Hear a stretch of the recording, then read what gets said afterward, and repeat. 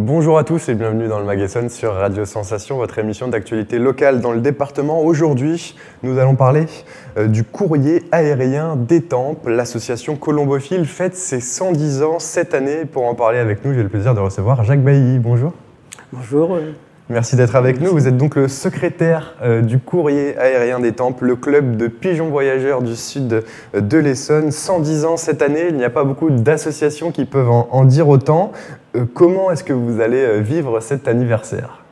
Eh bien, nous envisageons, en fin d'année, là, après la période des concours, de se réunir tous les membres de l'association actuelle et inviter les anciens, encore ceux qui sont encore avec nous, mais qui ne participent plus au concours, voilà, qui ont simplement, même plus une licence, mais enfin qui sont toujours attirés et à l'écoute de nos concours et de nos compétitions et de nos résultats par ailleurs. Voilà. Alors il y a 110 ans, ça nous ramène donc en 1913, à l'aube de la Première Guerre mondiale. Qu'est-ce qu'on sait de cette période ? Pourquoi avait-on décidé donc de créer un élevage de pigeons à Étampes juste avant donc, la Seconde Guerre mondiale ? Eh bien, la Première Guerre mondiale. Oui, eh bien, c'était un commerçant d'Étampes qui a créé la société et qui a fait un petit peu de la recherche au sein de la ville, qui était bien plus petite que maintenant. Et puis, il a réussi à faire adhérer beaucoup de colombophiles. Et puis, il a formé un bureau. Et puis, il faut dire que cette personne était originaire du Nord. Voilà, donc, alors, c'était aussi un... Alors, le Nord, c'est vraiment la grosse région où il y a le plus le fief de colombophiles. De la colombophilie nationale, voilà, en grande partie. Et donc, il a créé cette association. Tout ça, je l'ai su par le président Lefebvre, que je l'avais remplacé en 1976. Vous voyez, donc j'avais 26 ans quand j'ai pris la présidence de l'association. Par la suite, d'autres m'ont remplacé. Et cette personne m'avait un petit peu relaté, toujours aussi par les anciens de l'époque, que la société avait vécu et continuait de vivre telle qu'elle était, bien que pendant les deux guerres, aussi bien la Première Guerre que la Seconde, les pigeons étaient réquisitionnés, ils étaient enfermés, ils n'avaient pas le droit de sortir. De communication. Voilà, les pigeons pouvaient rester chez les colombophiles. C'est une certaine forme de censure. Pardon ? Une certaine forme de censure. Oui, c'est une censure, voilà. Alors, il ne demandait qu'une chose, c'est que la guerre se termine bien sûr, pour question de la guerre, hein, voilà, pour les morts qu'il y a eu, et puis aussi reprendre les compétitions, parce que leurs pigeons ne pouvaient plus sortir.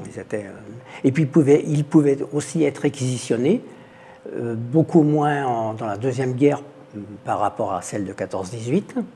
Donc et là, j'ai pas eu beaucoup d'informations. En plus, le président Lefebvre, dont je vous parlais, il n'a pas été trop évasif un petit peu sur ce qui se passait pendant cette période. Alors l'image du pigeon voyageur qui transmet les messages et qui fait justement, qui est utilisé comme un moyen de communication, c'est un mythe ou ça a vraiment existé ? Et non, ça existait. Ça existait tel que c'était indiqué dans les annales de la guerre de 14-18, là, le pigeon de veau, là, qui était parti du camp de Vaux, là, pour venir sur Paris. Mais beaucoup ignorent que ce pigeon qui a fait le trajet Vaux-Paris était un pigeon qui vivait à Paris.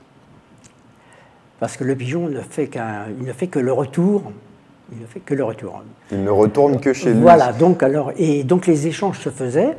Les pigeons qui étaient à Paris, ils étaient du colombier de Vaux, et ceux de Vaux étaient ceux de Paris. Voilà, c'est comme ça que ça y fait.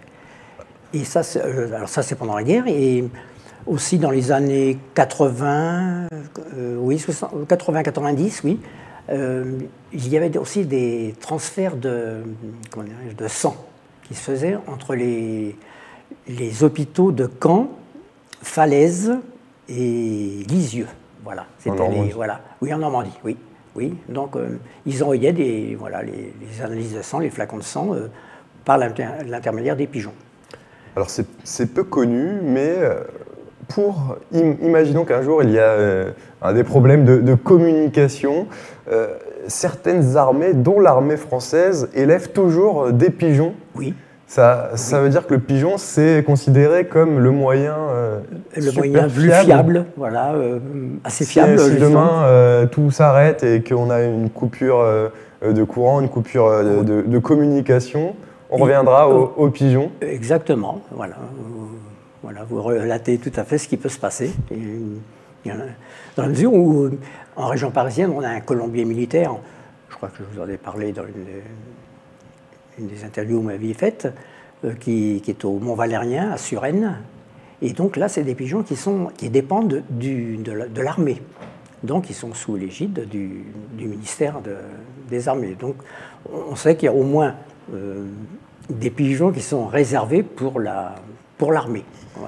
Mais après, il peut y avoir, comme on en a parlé précédemment, là, des obligations par les autorités de nous obliger à faire ce type de transfert d'informations.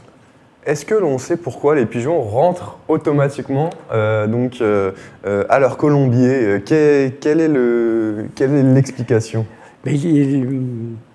Moi, j'en connais deux. Particulièrement, la femelle aime bien revenir voir ses jeunes. Voilà. Donc, c'est aussi dans les compétitions, on envoie souvent les pigeons sur les concours au moment où ils ont des jeunes. La femelle revient beaucoup plus vite. Si elle vient d'avoir un petit bébé. Oui, elle revient voir le bébé pigeon, voilà, le pigeonneau. Et un autre système de jeu qui est le veuvage. Alors là, c'est uniquement les mâles qui vont au concours et les femelles restent à attendre leur mâle. Alors le mâle est présenté à la femelle la veille du concours. Il est simplement présenté, mais il ne peut pas la toucher. Et donc, c'est une motivation. C'est la motivation, lui, c'est pour la femelle. Et la femelle, c'est pour ses jeunes. C'est pour ses petits. Voilà, c'est pour ses petits. En 1940, lors de l'occupation, l'armée allemande s'était saisie des pigeons du club d'Étampes. Est-ce qu'on sait pourquoi? Non, je l'ignore. Je ne le cache pas, je n'ai pas fait les choses. Était-ce sans doute pour empêcher.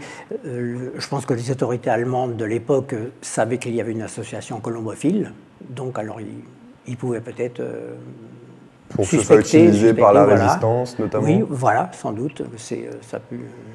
Mais là, j'ai eu aucun écho parce que M. Lefebvre, qui était le président de l'époque, était aussi un résistant d'abord à Étampes, donc il ne m'en a jamais parlé. Est-ce qu'on sait combien d'associations colombophiles y a-t-il aujourd'hui en Essonne? On sait que c'est un sport qui perd oui. pas mal d'adhérents. Est-ce qu'on en sait aujourd'hui où en est la situation? Quels sont les principaux clubs du département? Maintenant, il n'y a plus que 4 associations dans l'Essonne. Limours, Savigny, Limours, Longjumeau, Tout à l'heure, vous m'avez parlé d'Arpajon. Non, il n'y en a même plus que 3. Non, il n'y en a même plus que 3 parce que Savigny a fermé. Les amateurs de Savigny sont venus à Longjumeau. Donc il y a Étampes, Limours et Longjumeau. Voilà. Quelle est la différence entre le pigeon qu'on voit, nous, dans la rue, et vos pigeons que vous avez, vous, donc, et que vous élevez? C'est une race, tout simplement. Voilà. Le pigeon voyageur est une race. Voilà, par rapport au pigeon sauvage, le pigeon ramier ou le biset. Les pigeons que nous retrouvons dans les églises ou les châteaux, voilà, ce sont des bisets. Et ces pigeons-là peuvent toutefois voyager quand même, mais ils ne feraient pas des grandes distances. Voilà. Ils iraient, mettons, d'une église à une autre. Voilà. Mais ils ne sont pas capables de... Ce pas des compétiteurs Non, ce n'est pas des compétiteurs du tout. Quelle est la durée de vie moyenne d'un pigeon voyageur? Est-ce que ça se reproduit plutôt vite aussi? Oui, au bout de 3 mois, un pigeon peut reproduire. Au bout de 3 mois. Donc il est... Et donc un couple peut avoir 12 jeunes dans l'année. Vous voyez, tous les 2 mois, ils peuvent reproduire. Et ça vit combien de temps en moyenne un pigeon? En moyenne, alors en moyenne, c'est 8-9 ans peut-être. 8-9 ans. Moi, j'ai eu un pigeon qui a vécu 19 ans. Voilà, mais maintenant, dans les compétitions que nous avions il y a 20 ou 30 ans, les pigeons de 8 ou 10 ans faisait encore des compétitions et avait des palmarès. Que maintenant, le pigeon, à 4 ans, on l'arrête. On l'arrête. Merci beaucoup, Jacques Bailly, d'être venu avec nous dans le Magasin. Je vous remercie. Je rappelle donc que vous êtes secrétaire du courrier aérien d'Étampes.